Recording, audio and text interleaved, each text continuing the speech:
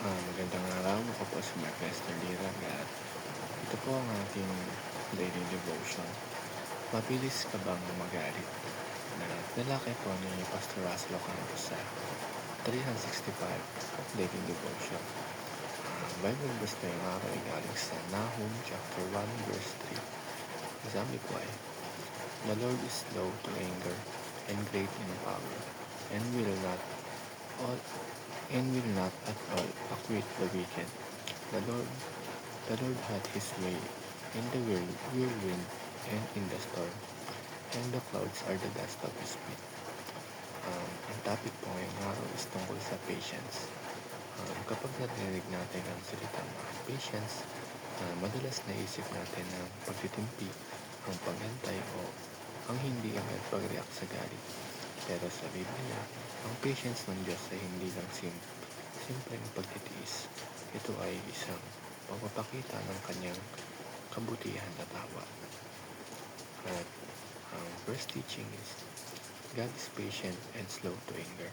Ang Diyos ay hindi katulad natin na madalas mainitin ang ulo.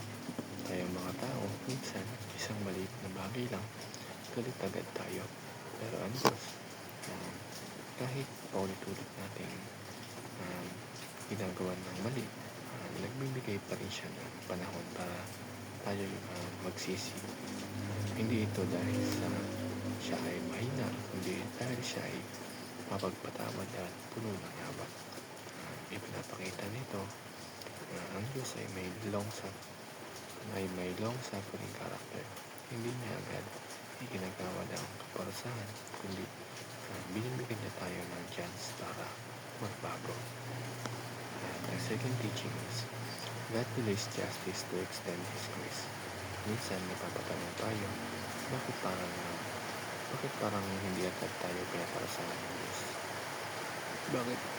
Bakit hindi agad pinaparusahan ng Diyos ang mga masamang tao?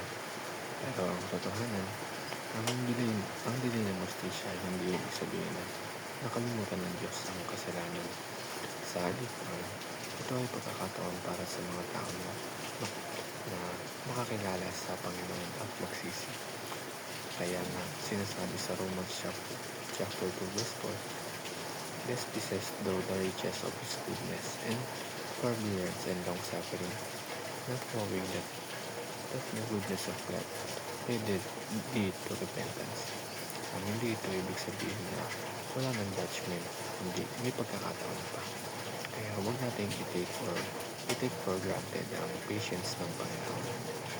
At ang last teaching is, we must be quick to repent. Dahil ang Diyos ay patient, dapat maging mabilis naman tayo sa ating pagsisisi. Huwag natin hintayin na mahuli ang lahat bago tayo lumapit sa Kanya. Hindi natin alam kung kailan matatapos ang binibigay na panahon ng Diyos. Kaya habang may pagkakataon pa, habang buhay pa tayo, habang may awa pa ang Diyos, lumapit pa tayo, humingi ng tawad at magbago, dahil ang presence ng Diyos ay hindi magtatinag magpakailanman. Narating at narating ang kanyang hustisya. Salamat po.